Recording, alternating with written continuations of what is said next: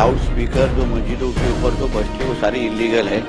High court के order का violation है कि हमारे महाराष्ट्र में अगर सर्वधर्म समभाव होगा, सभी धर्मों को अगर एक ही कानून अगर लागू होगा, तो जो कानून हिंदुओं को लागू है, हमको 10 बजे के बाद हमारे नवरात्रि हो, हमारे गणेश चतुर्थी की महाआरती हो, वो बजाने देते नहीं, वो करने देते नहीं।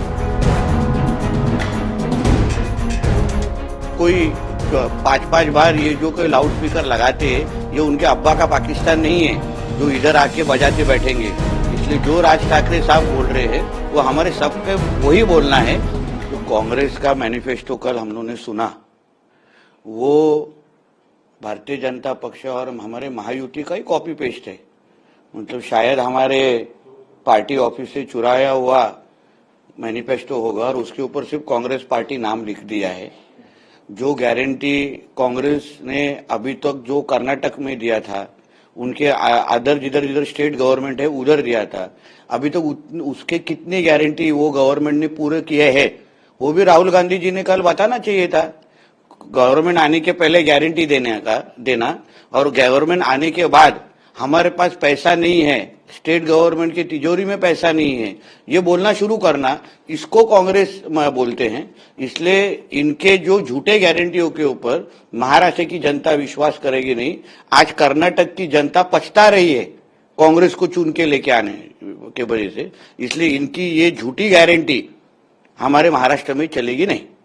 सर, वो नागपुर में भी मौजूद थे, उन्होंने संविधान सम्मान सम्मेलन के दौरान कहा कि तो वो वॉइस ऑफ इंडिया पर अटैक करते हैं। ऐसा है, राहुल गांधी जी का संविधान का अर्थ है सर्वधर्म समभाव का अर्थ है मुस्लिमों को का पूरा अधिकार बचाना। उसके राहुल गांधी जी के संविधान में सर्वधर्म समभाव हिंदुओं को वो गिनते नहीं है।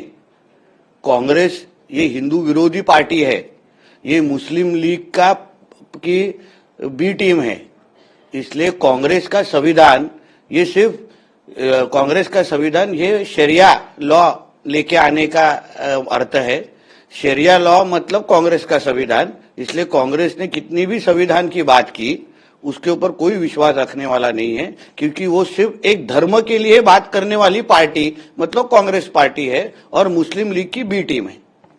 सर, योगी जी भी लगातार धुआंधार कैंपेन कर रहे हैं महाराष्ट्र असेंबली इलेक्शंस में।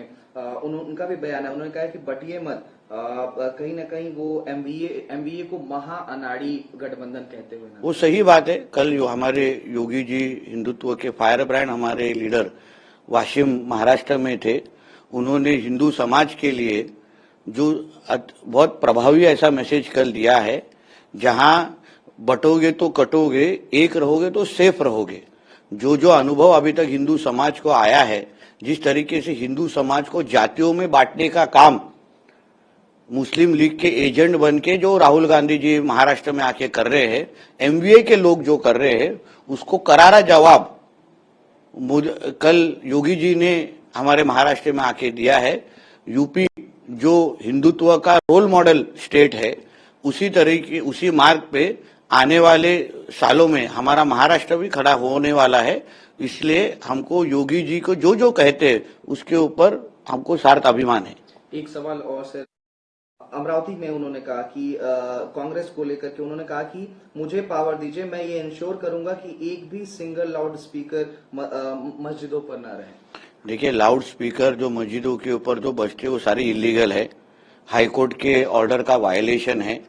जो राज ठाकरे जी का बोलना है वो एक हिंदुत्व कार्यकर्ता का हर एक का बोलना है कि हमारे महाराष्ट्र में अगर सर्वधर्म समभाव होगा, सभी धर्मों को अगर एक ही कानून अगर लागू होगा, तो जो कानून हिंदुओं को लागू है, हमको 10 बजे के बाद हमारे नवरात्रि हो, हमारे गणेश चतुर्थी की महाआरती हो, वो बजाने देते नहीं, वो करने देते नहीं। फिर ये जो कोई 5-5 बार ये जो कोई लाउड स्पीकर लगाते हैं, ये उनके अब्बा का पाकिस्तान नहीं है जो इधर आके बजाते बैठेंगे।